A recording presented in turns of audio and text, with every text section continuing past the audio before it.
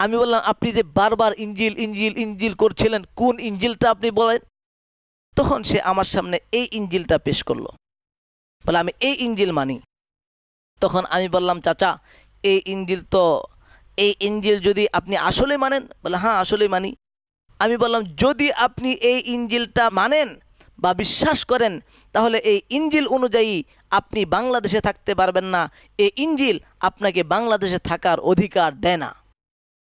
তখন সে একটু রেগে গেল, কেন? আমি বললাম খুলুন আপনার ইঞ্জিল, মথির 15:24।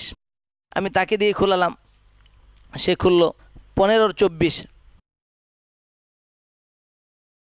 সেখানে আছে যিশু বলেন, হযরত ঈসা আলাইহিস সালাতু ওয়াস সালাম কাদের নবী? এখানে লেখা আছে ঈসা আলাইহিস সালাতু ওয়াস সালাম বলেন, যিশু বলেন, ঈসা বলেন, আমাকে কেবল বনি ইসরাইলদের হারানো ভেড়াদের কাছেই পাঠানো হয়েছে। আমাকে কেবল বনি ইসরাইলদের হারানো ভেড়াদের কাছেই পাঠানো হয়েছে। অর্থাৎ ঈসা আলাইহিস সালাতু ওয়াস সালাম নিজেকে বলতেছেন, যেহেতু আপনি ঈসা নবীকে মানেন, আর ঈসা নবী বলতেছেন আমাকে শুধু বনি ইসরাইলের হারানো ভেড়াদের কাছে পাঠানো হয়েছে। আর মথির 10:5 এখানে বলেন, ঈসা আলাইহিস সালাতু ওয়াস সালাম তার হাওয়ারিন, তার সঙ্গী সাথীদেরকে উদ্দেশ্য করে বলেন, তোমরা অইহুদিদের কাছে বা সমরীয়দের কোনো গ্রামে যেও না, বরং ইসরাইল জাতির হারানো ভেড়াদের কাছে যেও।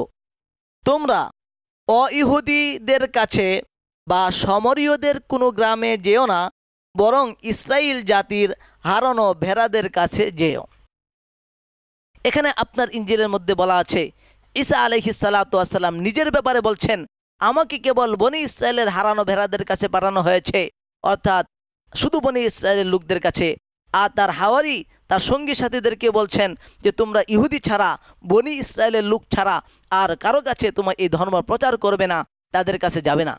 আমি চাচা মেয়েকে প্রশ্ন করলাম, চাচা বলুন তো আপনি কি বনি ইসরায়েলের মানুষ? বলে না। বাংলাদেশের মানুষ কি বনি ইসরায়েলের মানুষ? বলে না।